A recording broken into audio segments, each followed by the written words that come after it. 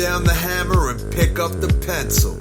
You're about to listen to the Savvy Radio Show.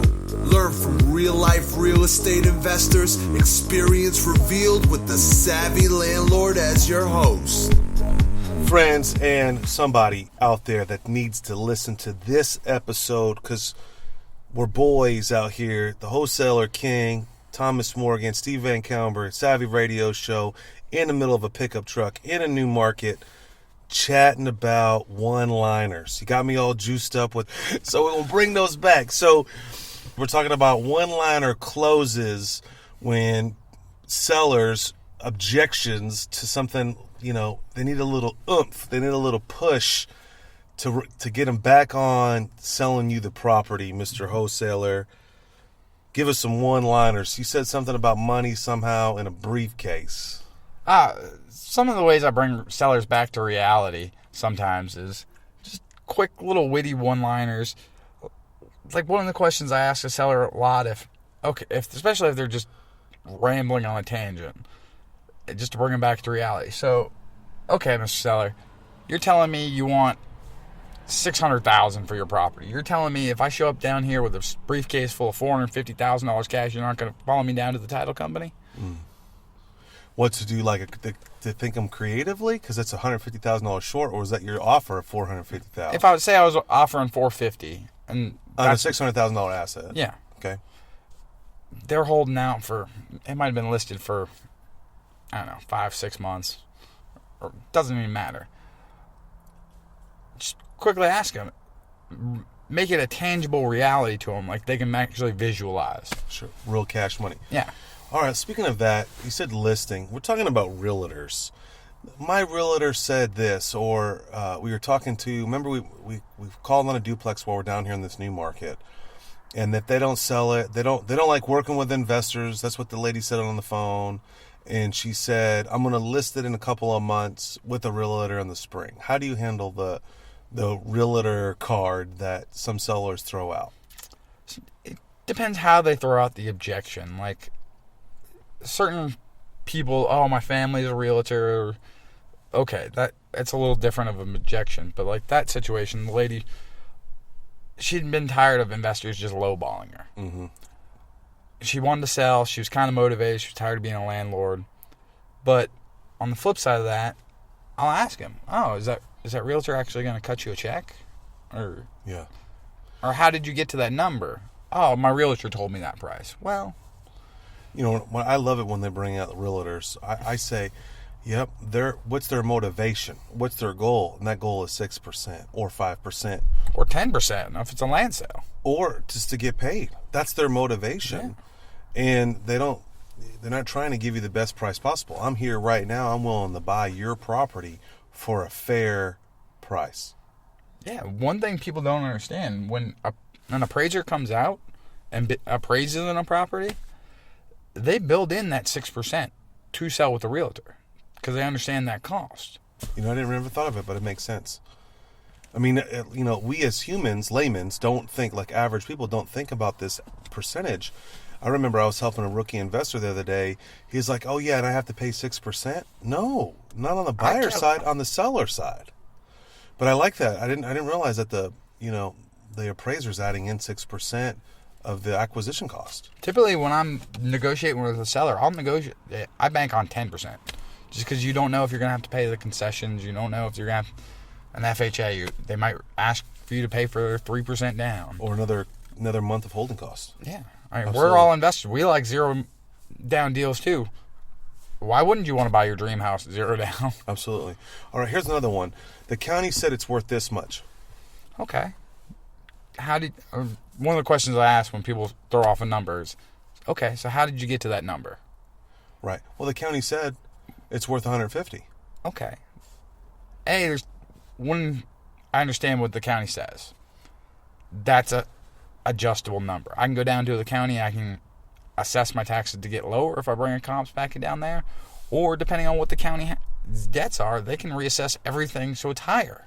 Well, what I usually say, this is my line. Yeah, the county, just like the government, everybody wants to pay the most in taxes. That's their job, is to raise the rate as high as possible. If they think the house is worth this much, in my market, the county tends to be a little lower at times. I mean, it's all over the board. I mean, but I would beg to differ to say that probably 60%, maybe 70% seem lower than what it really is. I see some high ones. I see high taxes, but the assessed value seems to be the same or lower, and I use that as a margin. Say, hey, look, they're trying to get as much as they can so they can pay, so you'd pay as much taxes. And they go, oh, so yeah, the county says that your house is worth $150, but my offer of $105 is based on my market analysis, my holding costs, and I have to make a profit. Yeah, I ask people all the time, go ask your county assessor to cut you a check for that much. See what happens. Yeah. Oh, we can't do it. That's just our data information of recent sales. So how do you test people's motivation? Like, what questions do you ask them? Do you have, like, prodding questions? And I noticed one thing, that every time I ask you a question, you always respond with a question. And I think that's a great technique. Well, you want to be able to acknowledge that you heard the person, first of all, and you understand what their question was. Ooh, good feedback. It gives you time to think about it and give you an actual intelligent response, not just come off with the first thing in your mouth. Second, it acknowledges the person to where it gives them time to think that, okay, this guy's actually listening to me, too. So basically the mirroring technique of sales. Yeah. Okay, so how do you test their motivation? Like, what do you say key things? I ask a couple different questions. What's going on? How come you're selling? How long you've been trying to sell? Here's another one I said the other day. Who do you have your bank funding with? You know, it's not too like, I know the real question is, how much do you owe on it? That's what some wholesaler gurus try to sell. I try to soften that blow a little bit. Who do you have your funding with? Or what bank do you use? And I say that just so I can get on their level and maybe they can throw out a name. That's what I did on this commercial property that I just acquired. Who's your funding? And they said, oh, First United Bank. I know First United.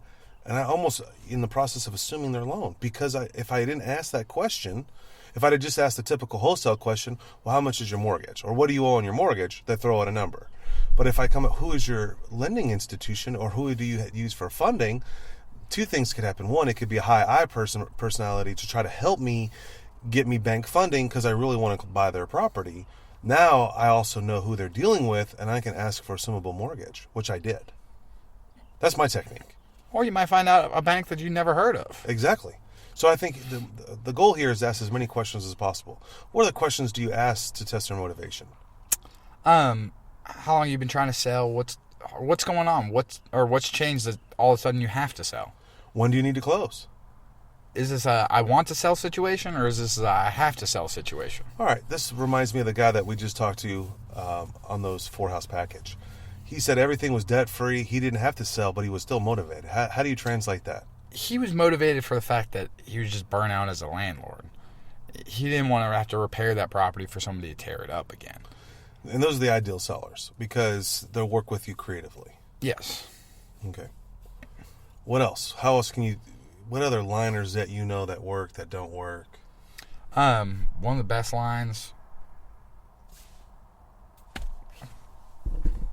All right, you were saying something about the best one.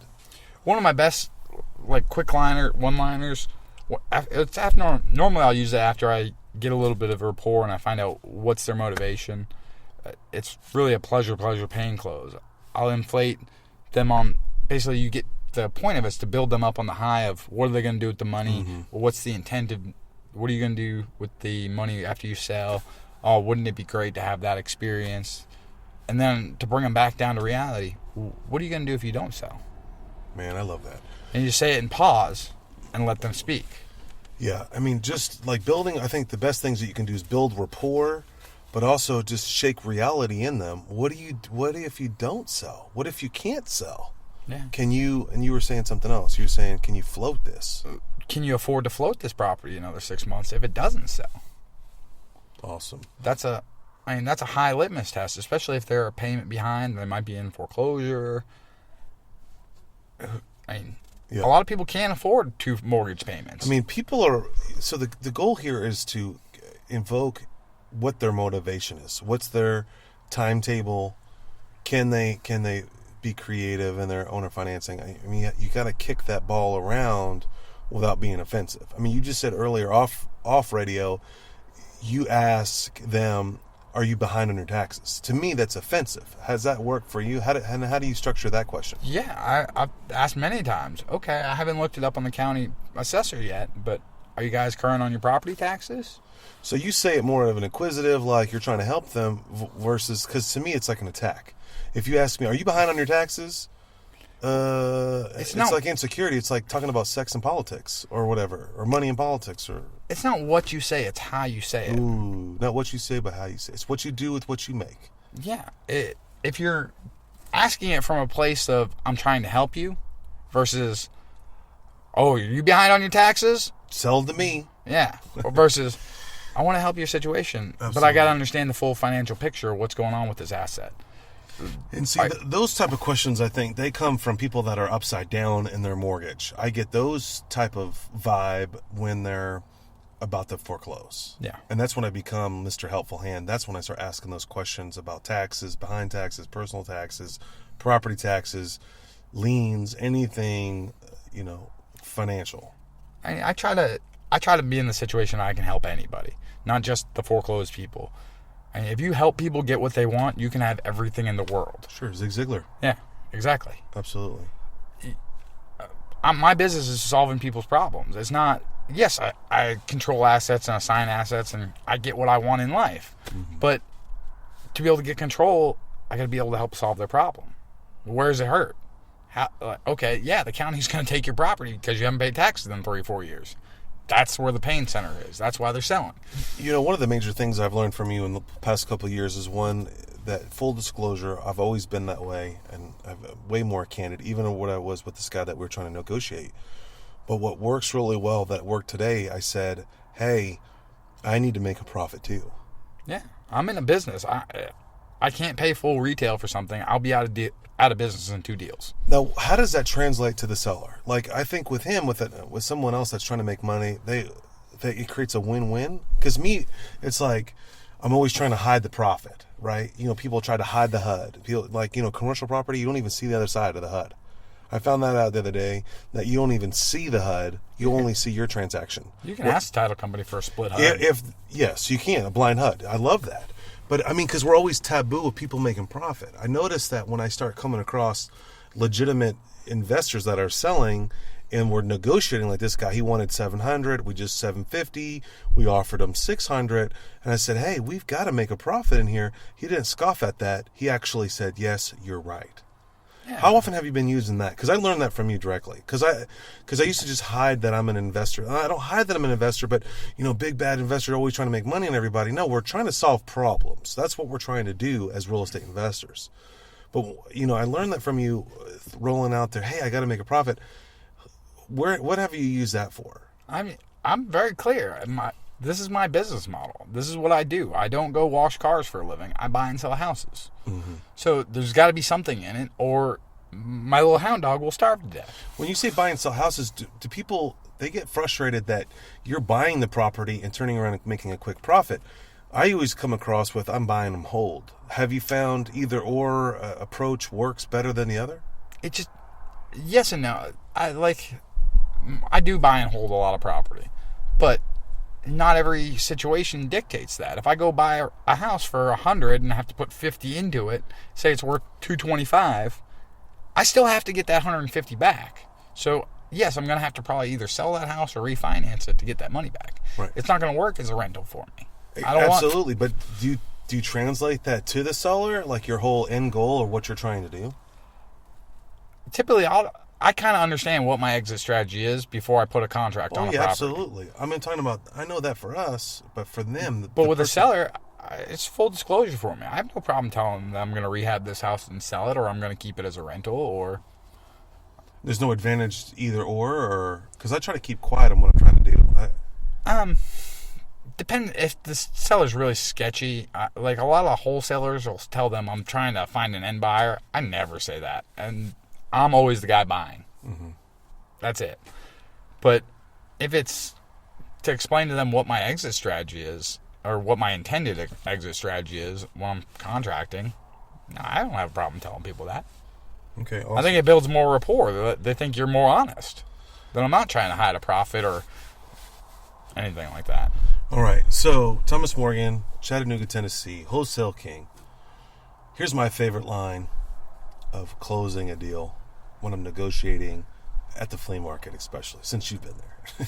So we got to bring back the flea market. I say, would you consider selling it for this? I use the word would you consider instead of is that the best you can do? I think the best you can do is offensive to me. When I hear that, I cringe. When someone says on Craigslist or offer up or whatever. What's a favorite line that you like to use in a real estate transaction? Ooh, that's a good one because I use a lot of quick one-liners. Like I was telling your realtor the other day, 3 things that affect the sale of a property: price, terms, and condition. Obviously, the condition is probably not changing, and you're kind of dead set on the price. So what do you want to do? Which one of these are flexible with you? Awesome. All right, that will be our next episode, price, terms, and condition. Stay tuned. Turn back into the Savvy Radio Show coming up real soon. Another Wholesale King episode. Thanks for listening to the Savvy Radio Show. Glide online and listen to our other motivating episodes at savvyradioshow.com. Connect on Twitter at LandlordBook and always be buying assets.